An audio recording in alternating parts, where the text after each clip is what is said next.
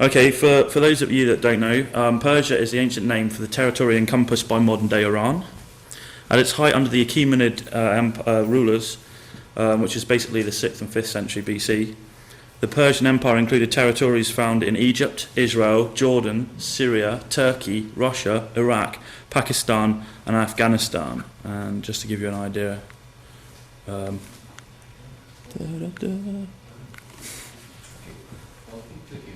keep clicking.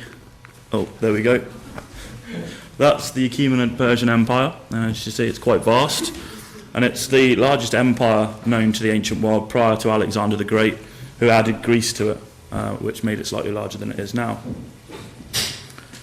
Now, although the terms Persia and Persian only actually appear in Ezekiel, 2 Chronicles, Esther, David, and Ezra, ancient Persia played a significant impact on the other books of the Old Testament, including Ezra, Nehemiah, Haggai, Zedekiah, and Malachi. And like many other aspects of biblical history and archaeology, the relationship between the Persian records and the Bible are still disputed. Some people argue that there's close links between the literary texts of Persia and the Bible, others say there's none whatsoever. So the aim of my paper then is to present some of the more revealing evidence that indicates the Bible narrative is actually correct and that it can complement rather than refute other Persian sources. I'll therefore make use of a variety of sources, including inscriptions, literary text, archaeological material, and so forth, from a variety of different cultures, including Babylonia, Assyria, Egypt, Elam, and Media. And I've taken a chronological approach with this paper, as I think this is the most effective way of doing this. So I'll start by looking at Cyrus the Great and the evidence from the Bible for that period of Persian history, and then I'll move through to Artaxerxes I. I've established these as my chronological boundaries, as they're the main periods of Persian history covered in the Bible. And although there are other aspects outside of this time frame, I haven't really got time to go into them.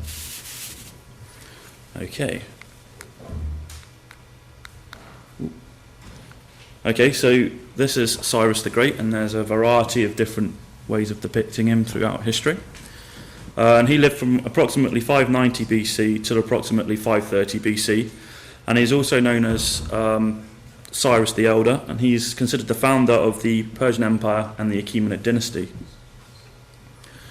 As leader of the Persian people in Anshan, he conquered the Medes and unified the 2 separate Iranian peoples.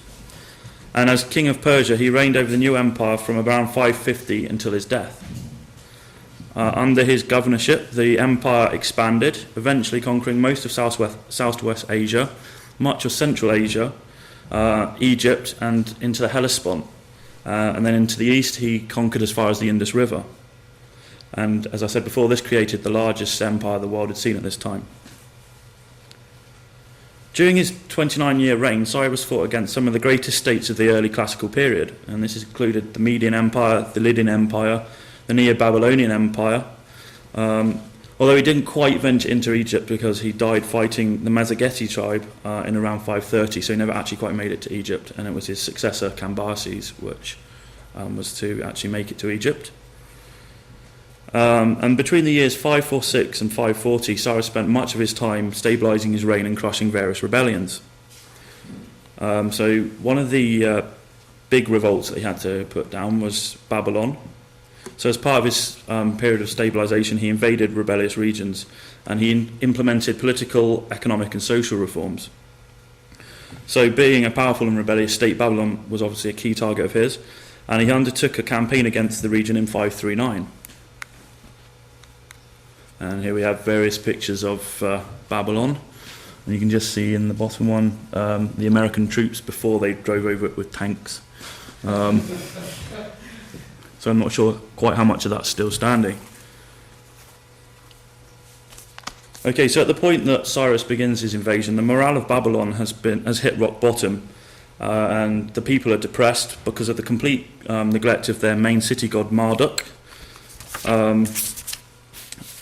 And this is down to the fact that Nabonidus, their king, has decided to abandon worship of Marduk, and he's decided to unexpectedly move to Timar in Arabia, and he'd been living there for 10 years at this point, so he completely abandoned the city, and he's left the rule of Babylon in the hands of his son Belshazzar.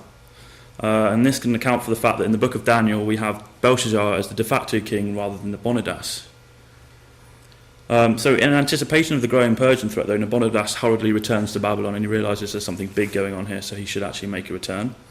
And in 543, in a desperate attempt to maintain the loyalty of his subjects, and he collected together all the gods of all the different regions that were under his control, bring them into the city of Babylon and start trying to celebrate festivals in their honour. Okay, so here is Nabonidus. So after years of neglect, the king finally celebrated the New Year rites once again, but it was too late to win back the people or the priests. So they turn against him, and they don't actually revolt against him, but there's unrest, civil unrest, and there's disturbances in the city. And then according to the book of Daniel, Belshazzar was sacrilegiously using the vessels from the Jewish temple while celebrating a festival when the city falls. Cyrus comes along, and whilst this festival is going on, he sneakily invades the city. The clear implication of the passage is that the Persian attack caught the Babylonians by surprise. However, the statement has been questioned, and it's been argued that the size of army needed to storm a city as large and as vast as Babylon would be impossible to disguise or hide, so therefore it would take some vast oversight on the Babylonians to not actually spot an army of this size coming towards them. However, if we look at other sources, we find similar suggestions, and all these sources also point to the Babylonians being taken by surprise. Herodotus, in Book 1 of his histories, relates that at the time of the Persian invasion, the Babylonians were dancing and making merry at a festival. Similarly, we find in Xenophon's account in the Cyropedia that the Persians chose to attack during a certain festival, and I quote, when all the Babylonians were accustomed to drink and revel all night long. So although these are both Greek sources, and various scholars have questioned their accuracy and authenticity, and also the nature of the sources that they themselves used, we find the Nabonidus Chronicles confirming this view.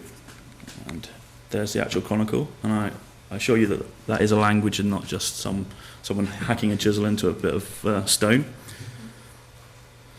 The Nabonidus Chronicle records the events during the rule of the last king of Babylon, King Nabonidus, hence its name, and this is records the invasion of Cyrus. Unfortunately, as you can see from the picture, the chronicles are currently damaged, and there are many blanks and spaces throughout the script, so we haven't got the complete script. The script, however, does describe how Cyrus's power was beginning to build up as he took over a number of city-states, and it lists his previous conquests. But in this account, it's also stated that the Persian troops entered the city on the 12th of October without actually having a fight. And further records that when Cyrus entered the city on the 29th of October, he was treated as a liberator, not as a conqueror. And that people come out and throw garlands onto the street and say, what a great guy, you've liberated us from tyranny. And finally, we also have the Cyrus Cylinder, which proclaims that the Persians entered the city without a fight. And this is an important document, and I want to come back to that, and I'll show you a picture of it in just a minute. So what all these sources show us is that in this instance, the non-biblical accounts support that in the Bible. So it suggests that the city was taken unawares. Cyrus chose to allow freedom of worship and even helped restore destroyed sanctuaries. Cyrus went on to demonstrate his generosity by permitting the Jews to return to their ancestral homeland, a favour he also granted to other displaced people. And this again is recorded on the Cyrus Cylinder. And this here is the Cyrus Cylinder. And this was discovered by Rassam in the area of the Marduk Temple in around 1879, so we've had this for a fair while. The cylinder itself is an artefact consisting of a declaration issued by the Emperor Cyrus II of Persia, and it's inscribed in Akkadian, and it's on a clay cylinder. The cylinder is approximately 23 centimetres long, and it contains around 45 lines of text, and this is one of the most prized possessions of the British Museum. The contents of the cylinder, basically the first part is recording the criminal deeds of King Nabonidus, and then describing how the gods favoured Cyrus and helped him overthrow the Babylonians. The second section is all about royal protocol and genealogical tables. The third is sort of a peace decree, allowing deported gods to be returned to their sanctuaries and displaced peoples to return home. The fourth section is Cyrus thanking the gods for their protection. The fifth is a comment that hopefully under his reign the empire will flourish. And the sixth starts to record what building activities he's going to undertake in Babylon. Now the cylinder is interesting because not only does it back up the claims in the Nabonidus Chronicle that Cyrus was accorded this great and joyous welcome when he entered the city, but it also confirms the account in Ezra that Cyrus permitted the Jews to return to their ancestral homelands. Now, according to the book of Ezra, which is chapter 6, verse 8, Cyrus not only permitted the Jews to return, but also gave them carte blanche to take funds from the imperial treasury. Now, this statement has caused major controversy. They argue that it's one thing for a foreign invader to pay respects to the religions of people he's conquered, but it's something entirely different to actually fund the rebuilding of their temples out of the state treasury. Also, the temple at Kargar, at the Oasis, and these were subsequently rebuilt from top to bottom. Or probably from bottom to top. Gardner also suggests that Cyrus can be found funding the rebuilding of the Inna temple at Uruk and the Enuma temple at Ur, and a variety of other smaller temples in Babylon. And this demonstrates an important point, and that is that we shouldn't judge the Bible on our own expectations, but on what it actually says. So we shouldn't think just because conquerors should be expected to not want to pay for the rebuilding of temples out of their treasury, that they don't. The Bible clearly states it does, and so do other sources. Okay, so I shall now move on to look at Darius, and that's Darius the Great. And he lived between around 549 BC and 485 BC, and he became king of Persia in around 522, and he came to power as the result of a bloody coup, and this was a coup which claimed the lives of both of Cyrus's sons. Now, Darius' early reign was marked by revolt. Babylonia revolted twice, Sicily 3 times, and the Greek cities along the Ionian coast, with the support of Athens, claimed their independence, and this act was to precipitate several ill-fated Persian expeditions against Greece. Now, Darius conquered the nations of the Pontic and Armenian mountains and greatly expanded the Persian influence. He also fought against the Sakar and other Iranian steppe tribes, as well as the Turanians from beyond the Oxus, and thus undertook a campaign to stabilise all of his borders. In the course of these campaigns, Darius made a number of military reforms, including introducing conscription, pay for soldiers, and specialist military training. Darius became known as being a great statesman and organiser who thoroughly revised the Persian system of administration and their legal code. And his revision for the legal code basically revolved around laws of evidence in court, slave sales, deposits, bribery, and assault. So these were all the areas that he looked at sort of changing. And it was through his reforms that he became the true successor of Cyrus the Great. He also divided the Persian Empire into 22 provinces, each under the supervision of a governor, or the Persian word satrap. And these satraps were usually a hereditary position and were largely autonomous, allowing each province its own distinct set of laws, traditions, and ability. Now, Darius is mentioned in Ezra, Haggai, Zechariah, as being the Persian king under whom the Temple of Jerusalem was finally reconstructed. Now, we know that Solomon's temple was destroyed by King Nebuchadnezzar in around 587, and although the Jews had returned unto Cyrus, they hadn't laid the foundations of a second temple until around 536, and then work halted during the next 20 years in the face of opposition. And we know this because Ezra chapter 4, verses 1 to 5 tell us. The Bible then records that the Lord commissioned 2 prophets to stir the people back into action. These were Haggai and Zechariah. So some scholars have held now that there's an irreconcilable difference between Ezra and the reference in Haggai and Zechariah, as the former speaks of the foundation of the temple being in 536, and the later sources imply a second foundation in 520. And there's the argument, how can you have 2 foundation dates? However, dual foundation dates is not an unusual practice in Near Eastern culture. We have evidence that it was entirely possible to have more than one foundation ceremony for a particular building. Now, Wright points to a Hittite ritual that speaks of the refounding of particular temples, while we have a number of Akkadian texts that record the founding of a new, and this is in relation to a number of cult places.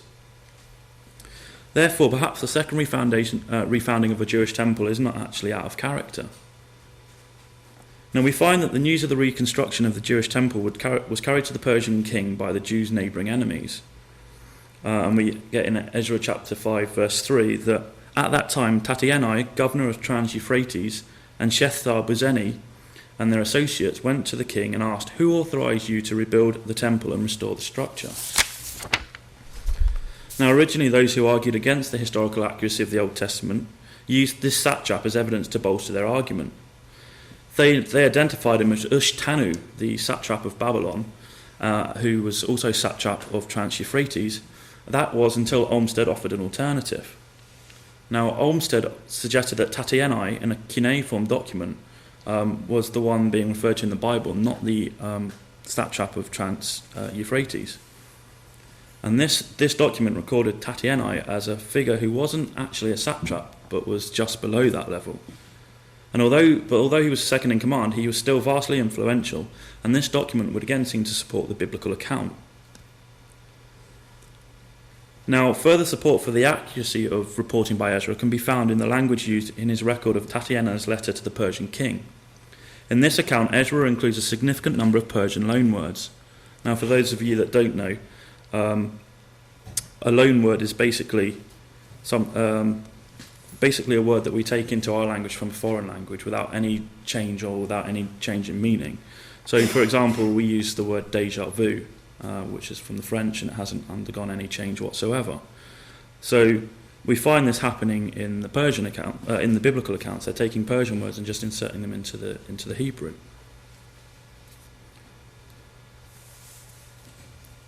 Furthermore, support for the biblical account was found in the Aramaic letters discovered at Elephantine, and I've got a picture of this. And this records that, thus too, the governor of the province of Trans-Euphrates, Tatienai, appealed directly to Darius, who curtly intervened in the religious affairs of an obscure settlement of Jews. So this clearly seems to be saying exactly what the Bible says. Now, Ezra also records that Darius responded to the inquiry of his governor. And Ezra states that King Darius then issued an order, and they searched in the archives stored in the treasury at Babylon, and a scroll was found in the citadel of Ecbatana in the province of Media. And this was what was written. Memorandum, in the first year of King Cyrus, in the reign of King Cyrus, the king issued a decree concerning the temple of God in Jerusalem. Let the temple be rebuilt as a place to present sacrifice, and let its foundations be relaid. Now, we get from this passage that first the order was to have a look in the treasury at Babylon, and when it wasn't found there, the scroll they were looking for, they then moved on to the citadel at Ecbatana. And this is interesting, as it seems to confirm the account that Cyrus gives us. And he states that he left Babylon in the spring of 538 to spend the summer in Ecbatana. So, therefore, there's some confusion as to where he was when he made the decree. So, it was originally thought he was in Babylon. When the scroll wasn't found where it was expected to be, they then moved on to Ecbatana, and lo and behold, that's where they found it. So this would seem to sort of confirm that this was what was going on with Cyrus's travelling. Ezra also records that Darius solemnly warned the enemies of the Jews against interfering with the rebuilding of the temple. Furthermore, I decree that if anyone changes this edict, a beam is to be pulled down from his house and is to be lifted up and impaled upon it. And this is Ezra 6, verse 11. And here's a picture of that exact practice going on. The Persians weren't shy about impaling people. Herodotus records that a similar punishment was inflicted after Darius took Babylon, and in his account he states that the Persian king impaled 3,000 Babylonian troublemakers. This is also attested to in the Byzantine inscription, which records that a number of rebels were executed in this manner. So the threatened penalty in the biblical account corresponds precisely with the method of punishment used by the Persians at this time. And as a sort of footnote, the temple was finally completed in around March 12, 515, 70 years after its destruction. So it took the Jews 70 years to actually finish its rebuilding. So then we move on to Xerxes.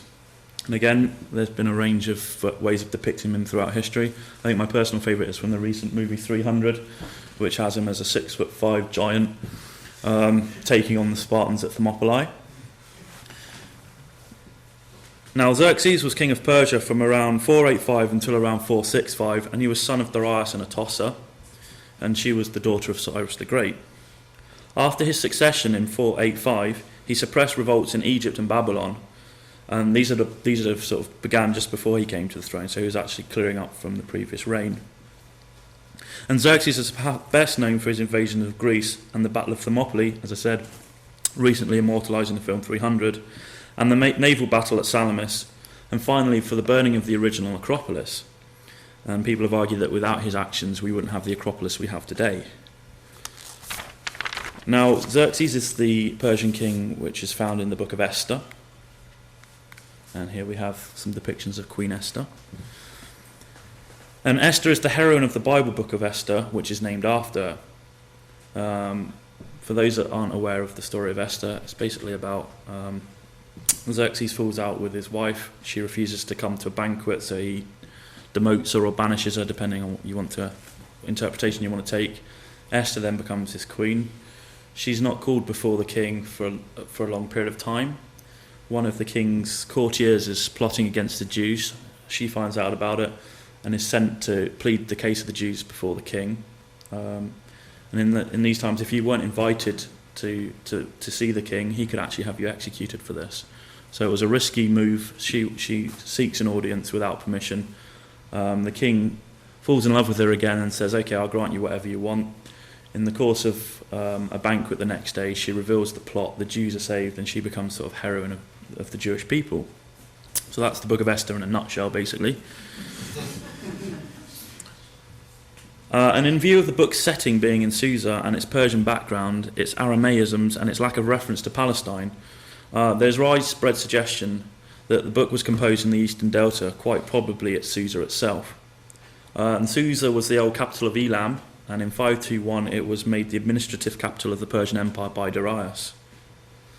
Although there has been much scholarly debate surrounding the date and authenticity of the book of Esther, it is interesting that the biblical account matches so well with the Greek sources. Now, our main Greek source for this period is Herodotus. For those of you who aren't historians, Herodotus was a native of Halicarnassus, which is in modern-day Turkey. He was a Greek historian from the Ionian coast. He is often regarded as the father of history and is exclusively known for his writing of a book entitled The Histories. And this book records his inquiries into the origins of the Greco-Persian War. And his narrative becomes especially important for this period as it is the only detailed account of a period that is otherwise unrecorded. So one of the arguments that we get levelled at Esther is that it's a historical novel and that it's written much later than the Achaemenid period. However, even those scholars who do suggest that the work is a later composition concede that the author is intimately acquainted with the Persian background of the book and the purported period. Berg, for example, who is one of the people that argue that it is a historical novel, notes, "The author's familiarity with both general and specific features of Persian life during the Achaemenid period also lends credence to the story. Furthermore, the story's intimate knowledge of Persian court etiquette, public administration, and the like strengthens the impression of its accuracy." Another historian states, "Esther has an excellent familiarity with Persian law, custom and language in the Achaemenid period." Rudolf Meyer, meanwhile, observes that Esther portrays an accurate knowledge of chronological data, the topography of Susa, palace protocol, court intrigues and the like. And finally, Patton and Moore, on their commentary to Esther, list an array of customs that point towards the story being an accurate account. And I quote, "On the other hand, there is a fairly universal agreement amongst scholars that the author of Esther generally shows an intimate knowledge of Persian court etiquette, public administration, economics, and so on. If the author's tale does not mirror historical reality, it is indeed very, very well imagined." Now, these sentiments are mirrored by my colleague, Dr. Lloyd Llewellyn-Jones, and he works extensively on Persian court life, and he says that the familiarity that the author of Esther has means that it can only have been written at that period. There's no question that it's got a later composition.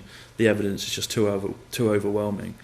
Court etiquette and court life changes so quickly during this period that the moment in time that's described in Esther would have been lost, and it's got to have been written at the time. And a linguistic analysis seems to offer support to this hypothesis. Especially striking are the 30 or more personal names of Persian or Elamite origin and the 12 Persian loanwords that I've already sort of talked about. In contrast to the confusion that reigns in the spelling of these names in Greek and Latin texts, the Book of Esther has preserved the Persian names with remarkable accuracy. Further evidence for the book's authenticity can be identified in its recording of personal names for the important Persian officials. And I've got a list of these. As you can see, the list provided in Esther is fairly comprehensive, and it can be supported by the Elamite Persepolis texts. Now, these might not look to the untrained eye like being particularly similar, but linguistically they are fairly similar, I am assured. And this great care taken with recording these names is in marked contrast to the practice of even Josephus, who omits such long lists of unpronounceable names as not to bore my reader. So Josephus sees the recording of this type of information as dull and boring and not necessary to the recording of history, whereas the writer of Esther records the names fairly diligently. Now, I haven't really got time to go into sort of linguistic analysis and explain why all of these names match the names on the other side, but if anyone is interested, then Stafford White's book and some articles are really, really useful, and I can refer you to them at the end. Now, another serious discrepancy cited by scholars trying to discredit the historicity of Esther is the fact that Herodotus, in Book 7, chapter 6, indicates that Xerxes' queen was a mistress, and this is in contrast to the Bible recording the name as Vashti. And here we have some different depictions of Queen Vashti and a mistress. Now, a mistress was a very powerful, vengeful and influential woman at the Persian court, and we see this in her reaction to the affair that took place when Xerxes was in Sardis. Now, Xerxes, having come back from Greece, and in a move worthy of anyone on the Jerry Springer show, falls in love with his brother's wife. He chases after her. She says, "I'm not interested, I'm married to your brother." So he goes, "Well, in that case, can I have your daughter?"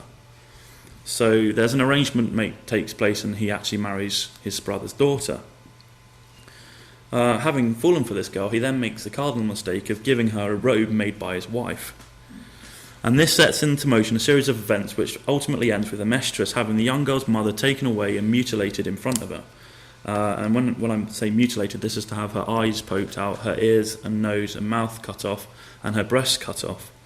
And she's then left to live like this. It's the most disgraceful punishment the Persians could inflict, because it didn't actually kill you.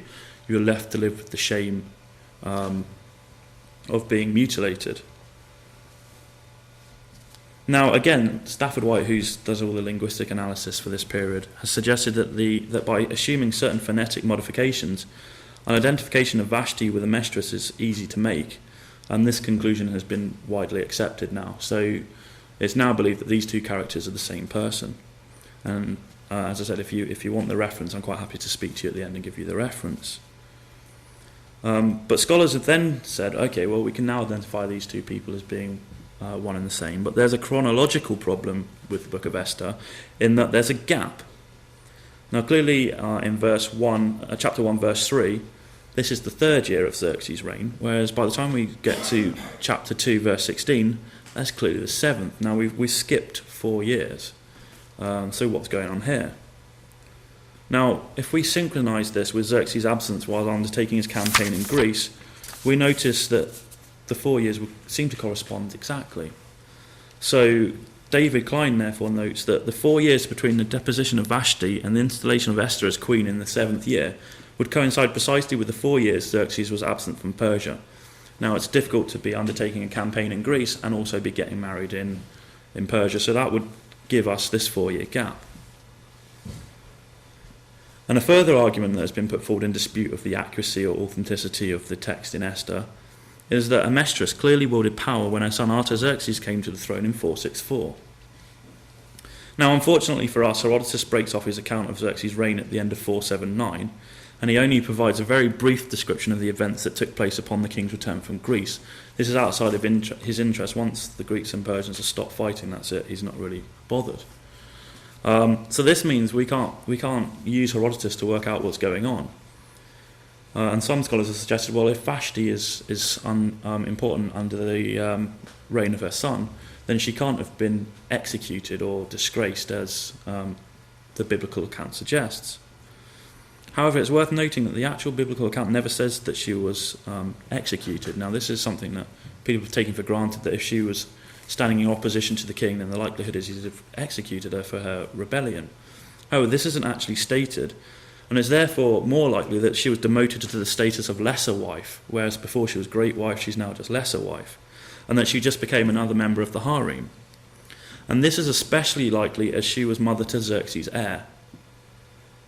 So you're not going to want to put to death the mother of your heir, and it would be very bad policy. It reflects badly upon the dynasty if you're executing the mother of your legitimate heir.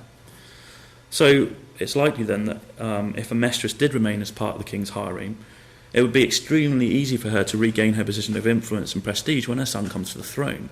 So she stays in the background, waits for the king to die. When he does, her son comes to the throne and she can once again retake her place. Another obstacle which has been put forward to accepting the account of Esther as a historical document is a statement by Herodotus that the Persian queen could only be drawn from the 7 leading families of Persia. And this is in Book 3, Chapter 84. Now, this is a far easier discrepancy to dismiss, as Herodotus contradicts his own hypothesis when he records that Amestris was the daughter of Onatanes, and he wasn't from one of these families, so we already have a discrepancy straight away. Additionally, we know that other Persian kings such as Darius married from outside these 7 families, so why do we have to accept his account for Xerxes? And then finally, other supporting evidence which we can use to support the biblical account can be found in the reward that the high official Haman suggests to Xerxes when the king wished to bestow favour upon Mordecai. Haman, believing the reward to be for himself, suggests that, and I shall read, to whom would the king delight to do honour more than to myself? So he suggests to the king, for the man the king delights to honour, let royal clothing be bought which the king used to wear, and the horse that the king rides out on, and place on his head the crown which the king himself wears, and let the clothing and the horse be delivered to the hand of the one of the king's most noble princes, that the array of men therein may delight in the king's favour and see what glory this man has achieved. Now, this reward mirrors precisely that of the exiled Spartan king Demetrius, who, when commanded to choose a gift for himself, asked to be permitted to ride in state through Sardis, wearing the king's tiara, just like the Persian king, and to have people out there claiming how great and wonderful he is. So the two systems of honour here seem to correspond exactly. And a further piece of evidence which points to the accuracy of the account can be found in the discovery of an incense burner at Lachish. This isn't the actual one because I can't find the actual picture I have, but this is a similar sort of artefact. Now, as part of her beautification process before being presented to the king, Esther is described as being seated near a cosmetics burner, which impregnated her and her clothes with a chosen fragrance. And that's chapter 2, verse 12. Now, this is the only literary reference we have to Persian queens using incense burners during this particular time frame. Now, prior to the discovery at Lachish, this statement was cited as evidence to support the hypothesis that the Book of Esther was a later composition. Scholars suggested that the book was written retrospectively, and that the reason this was included was because it was written after the time that the trade with Arabia had really taken off. So this was becoming common practice at the time when the book was written, and therefore they were putting contemporary practices back into ancient Persia. However, the discovery of this disproves that. We now have a piece of datable material at exactly the right time frames, saying that what the Bible is sort of describing is going on. Right, so then to briefly look at Artaxerxes. Now, Artaxerxes is the Persian king associated with Ezra and Nehemiah. Soon after coming to the throne, he was faced with a major revolt in Egypt, and this was to last over a decade. Now, this revolt was supported by the Athenians, and again precipitated a number of skirmishes between the Greeks and Persians. The ultimate outcome was that in 450, as both states became war fatigued, they signed a peace accord known as the Peace of Callias. However, just prior to the Peace of Callias, Artaxerxes commissioned Ezra, a Jewish priest scribe, to take charge of the ecclesiastical and civil affairs of the Israelite nation. Now, we've got this commission recorded in Ezra 7, verses 13 to 28. And here we have some various depictions of Ezra. Now, the rebuilding of the Jewish community in Jerusalem had begun under Cyrus the Great, and as I've already said, he permitted the Jews to return home after their captivity in Babylon. However, Artaxerxes took a great interest in Ezra's undertaking, so not just saying, go and do this, he actually took a personal interest, and granted him his requests and gave him a number of gifts for the house of God. Having received these gifts and the king's blessing, Ezra assembled a band of approximately 5,000 exiles to return to Jerusalem. And they left in the first month of the 7th year of Artaxerxes' reign, and this works out to approximately 455 BC. Now, after his arrival, Ezra notices that contrary to the Jewish law, most of the Jews, even those of high standing or who were priests, were marrying non-Jewish girls and pagan women. And Ezra now is recorded as taking strenuous measures against such marriage and insists upon the dismissal of such wives. Now, unfortunately, we get no further record of what Ezra does until we find him reading the law after the rebuilding of the wall by Nehemiah. Ezra then is recorded as bringing the book of Moses to the assembly, and on the first day of the 7th month, Ezra and his associate reads the Torah aloud to the entire population, and this takes from morning till midday. So there's about a 7-hour session of having the laws read to them. And it is at this point that the Bible records a great religious awakening occurs.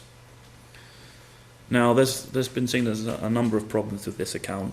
The fact that Artaxerxes commissioned Ezra, a mere scribe, to administer the law to his people has troubled a number of scholars. However, this in itself is something that I'd expect to find. We have a very close parallel of a similar practice and a similar commission being given by Darius I to Ujahossenet, an Egyptian priest and scholar. Now we have this guy's funerary monument, and this is the man himself. Now Ezra's mission can therefore be seen to correspond precisely with the two aspects of Ujahossenet's commission, and that is basically the restoration of occult or national and dynastic sites, and the reorganisation of judicial institutions. Now, this guy, although he's a priest, is mainly known for being a scribe, and that's exactly what we know about Ezra. So the two are fairly similar. And we also find that Darius was actively concerned with not only imperial laws to be disseminated throughout his empire, but also with local laws and traditions, and he takes a personal interest into local practices.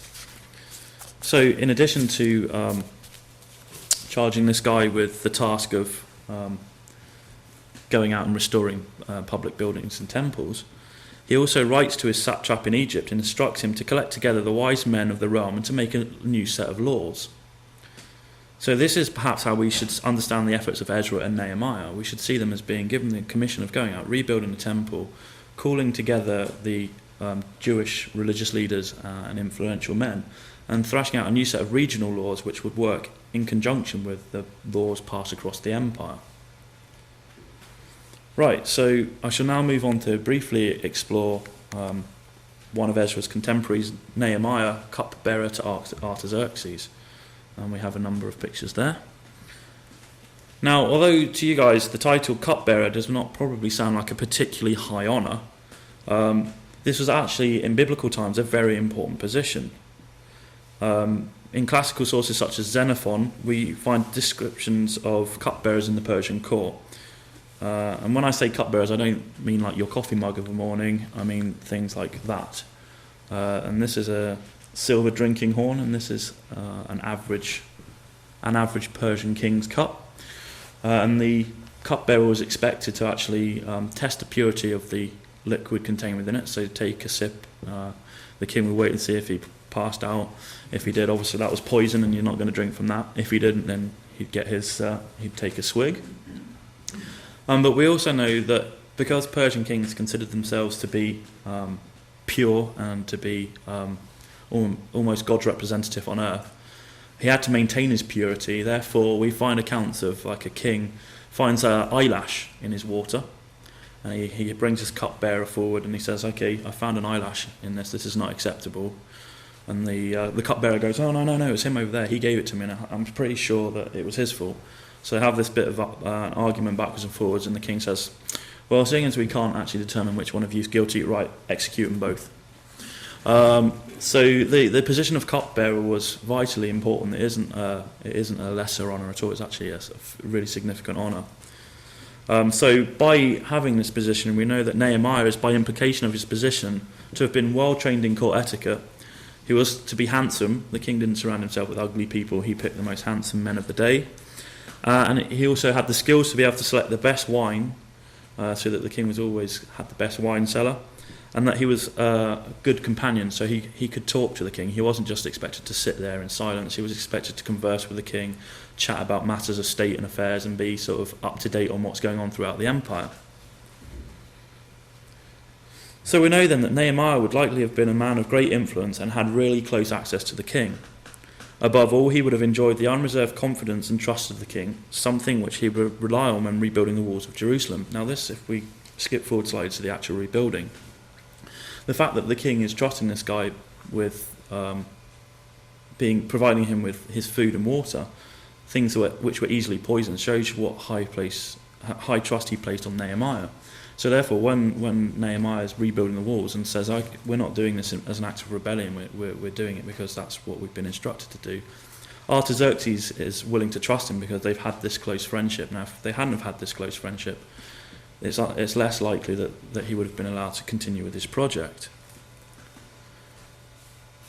Right, so having gained this position of influence, he's then sent out to become governor of Judah. And Kurt Galling has taken issue with this statement and says, well, there were never any governors in Judea at any point in Persian history, so why should we accept that Nehemiah becomes the governor?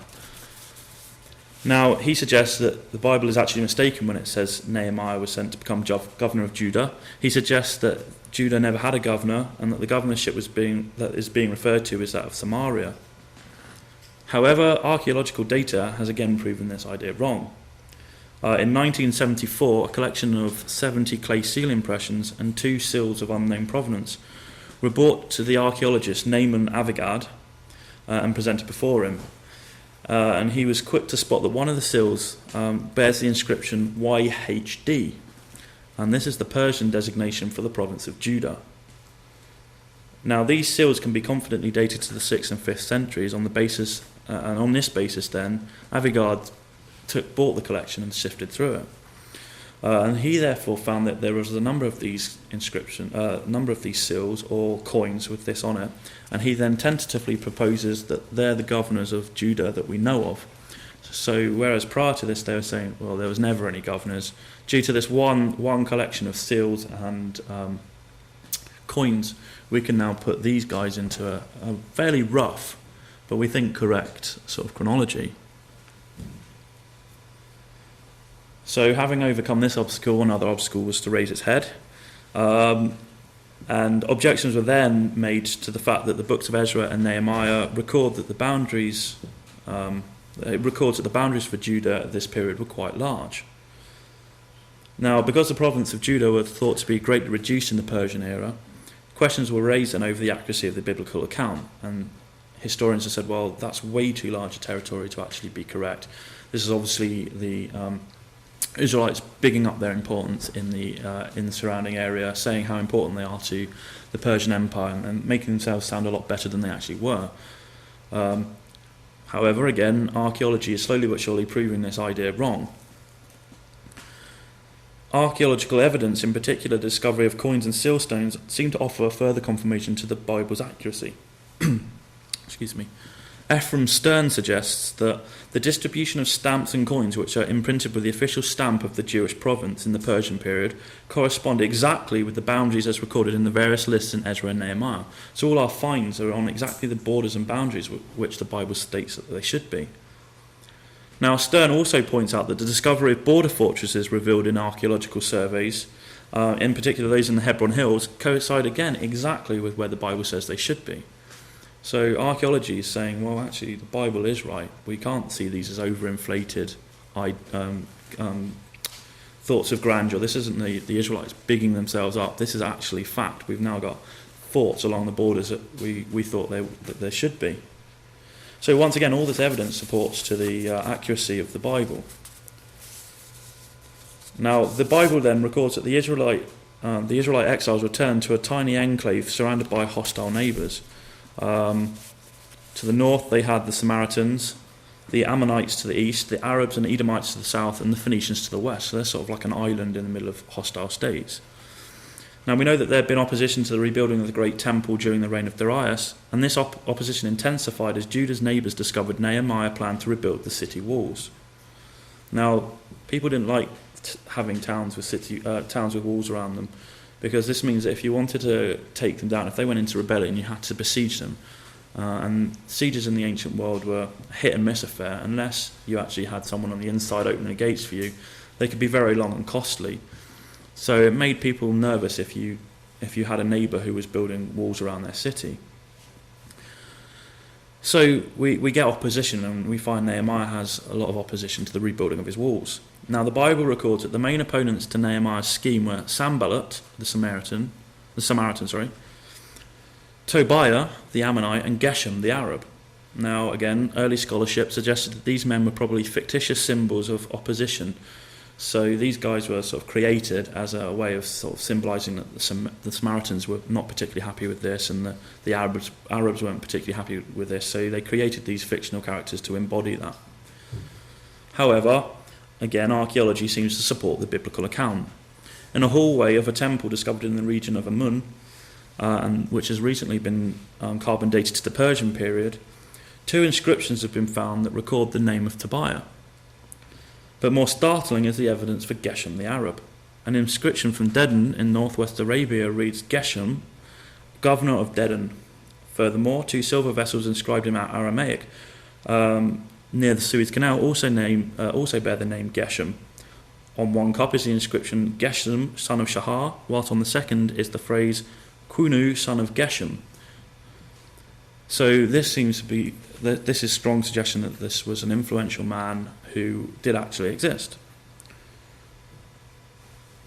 Now, despite attempts to prevent him from doing so and an economic crisis, Nehemiah was eventually able to complete the construction of the walls, and Jerusalem once again became a walled citadel. Now, although we have vast archaeological evidence for the walls of Jerusalem and them being destroyed and rebuilt on a number of occasions, the stratigraphy and chronology is difficult to interpret. But again, slowly but surely, archaeologists are suggesting that we now do have walls at the right time frame for this, and that we can actually see at various places around Jerusalem the walls which Nehemiah built. So just a few brief conclusions then. What I hope that I've begun to demonstrate tonight is that far from being an inaccurate group of fantasy stories, the Bible is actually quite accurate in its account. We have a lot of evidence from other cultures, such as Assyria, Babylon, even Greece, which support the biblical account. And we have lots of different types of material, so we're not relying just on literary texts. We've got archaeology, we've got inscriptions, epigraphy, numismatic evidence. All of this seems to suggest that the Bible account is right. So one of the things that I hope that I've sort of shown is that a lot of times scholars go in with this expectation, historians approach things with the expectation that because this is how we think it should happen, it happens. And the example I used at the start, with we wouldn't expect a conquering power to provide money to rebuild a temple, we shouldn't go into the study of history with that expectation. And when we go into this with an open mind, we actually find some interesting parallels, cross-cultural parallels. So that's my speech.